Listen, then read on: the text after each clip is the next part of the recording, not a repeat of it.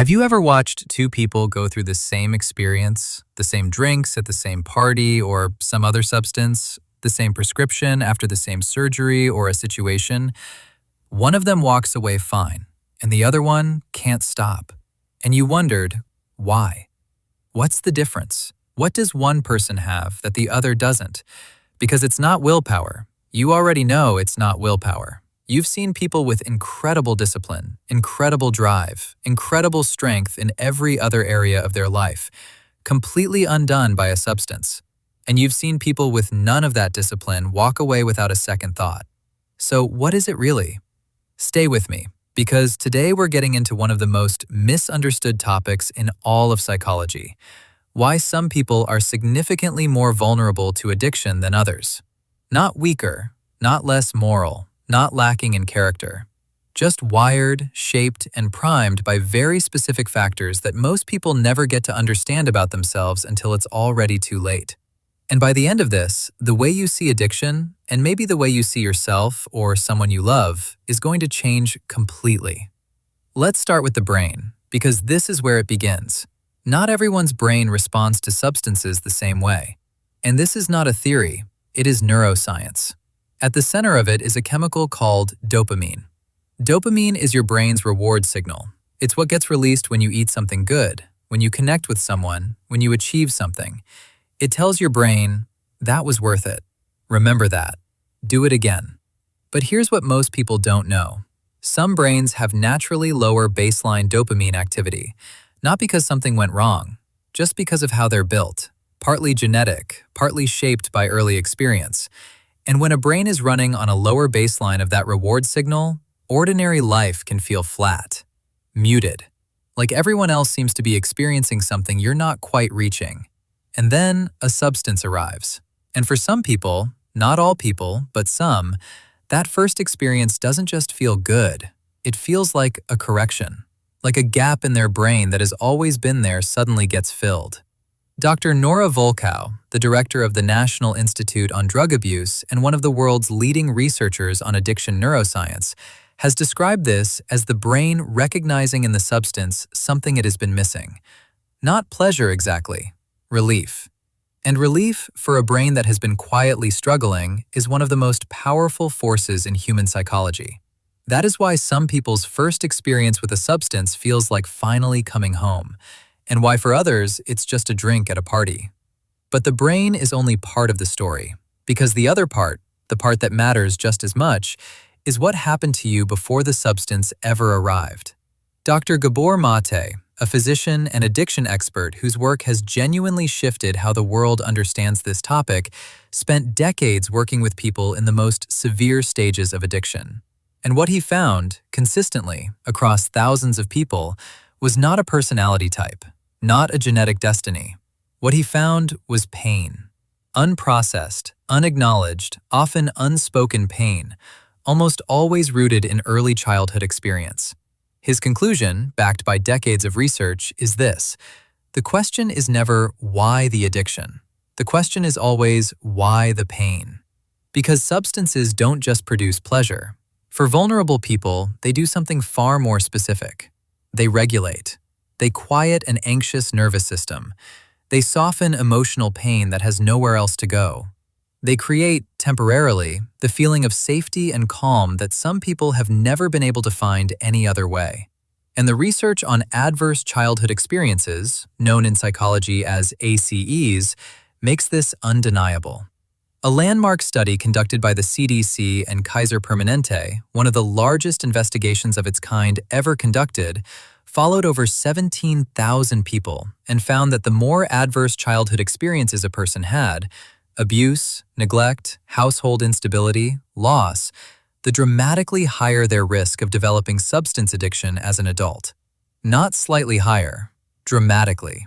People with 4 or more adverse childhood experiences were 7 times more likely to develop alcoholism and had significantly elevated rates of drug addiction across the board. 7 times.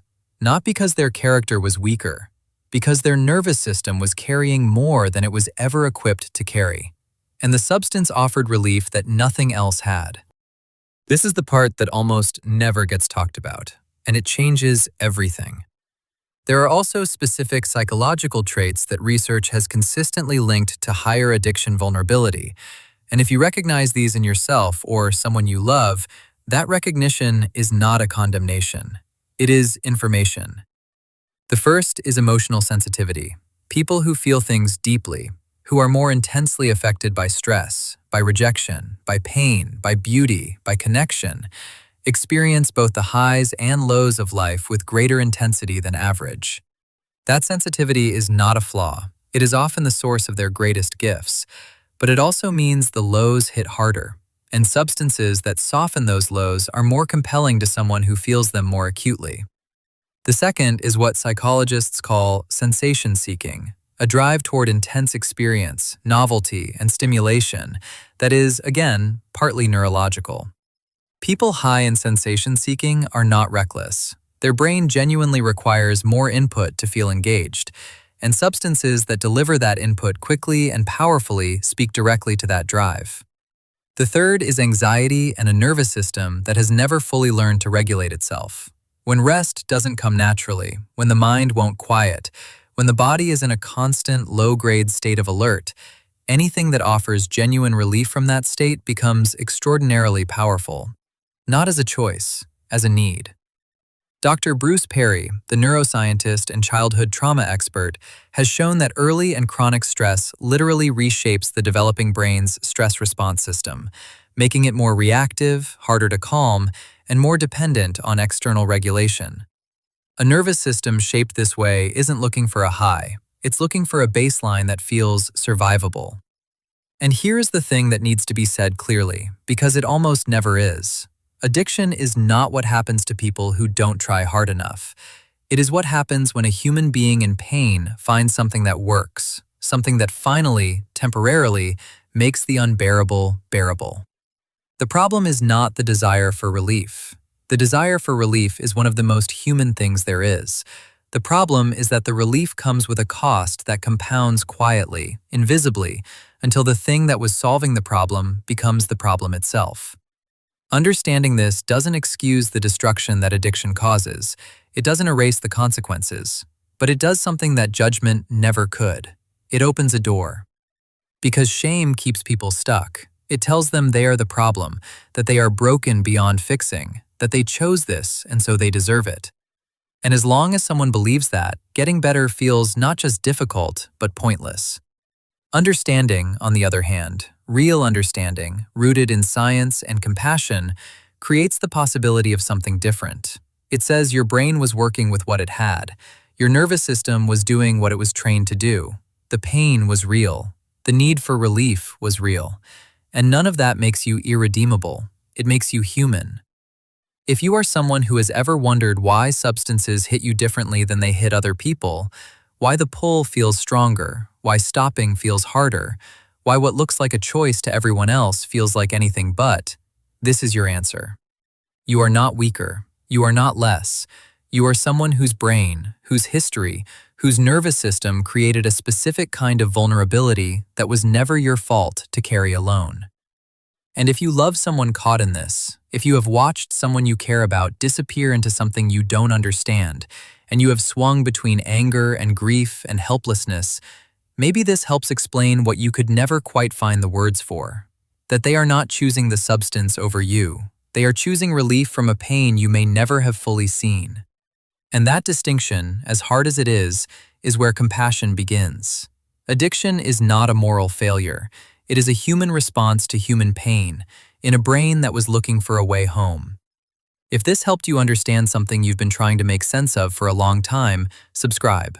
I'll see you in the next one.